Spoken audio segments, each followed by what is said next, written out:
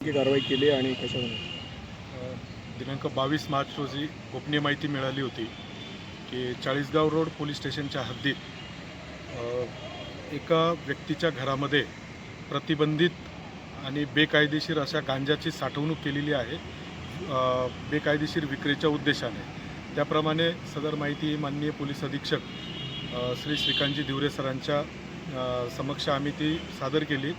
सरांनी त्याचा पूर्ण आढावा घेऊन आम्हाला पूर्ण LCB टीमला त्या ठिकाणी आदेशित केले, मार्गदर्शन केले। त्याप्रमाणे आम्ही 3 पथक तयार करून सांगितलेल्या ठिकाणावर आम्ही छापा कारवाई केली। छापा कारवाईमध्ये आम्हाला एकूण 2 ठिकाणी छापा कारवाई झालेली आहे। दोन्ही ठिकाणी मिळून एकत्र आम्हाला 570.61 किलो हा गांजा बॉक्सच्या स्वरूपामध्ये मिळून आलेला आहे। त्याची आजच्या बाजारभावाप्रमाणे किंमत ही 1,42,65,000 इतकी असून यामध्ये आरोपीला सुद्धा आम्ही तात्काळ ताब्यात घेऊन अटक केलेली आहे। आरोपीकडनं त्याने हा मुद्देमाल कुठून विकत आणलेला होता व तो इथून पुढे कुठे विक्री करणार होता, तसेच त्याच्या या संपूर्ण गुन्ह्यामध्ये त्याचे इतर कोण साथीदार आहेत याचा तपास आम्ही करीत आहोत।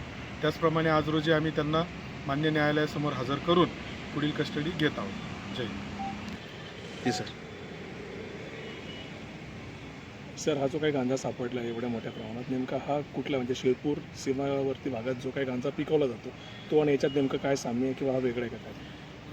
आम्हाला आरोपीकडनं प्राथमिक माहिती मिळालेली आहे की सदर गांजा हा ओरिसा राज्यातनं इकडे आणलेला आहे आणि असं मानलं जातं मार्केटमध्ये की ओरिसा राज्यातनं आलेला गांजा हा उच्च प्रतीचा असतो अशी मान्यता आहे। तरी याच्या संदर्भाने आम्ही त्याचे सॅम्पलिंग करून आणि केमिकल ॲनालायझरचा रिपोर्ट आम्ही घेणार आहोत।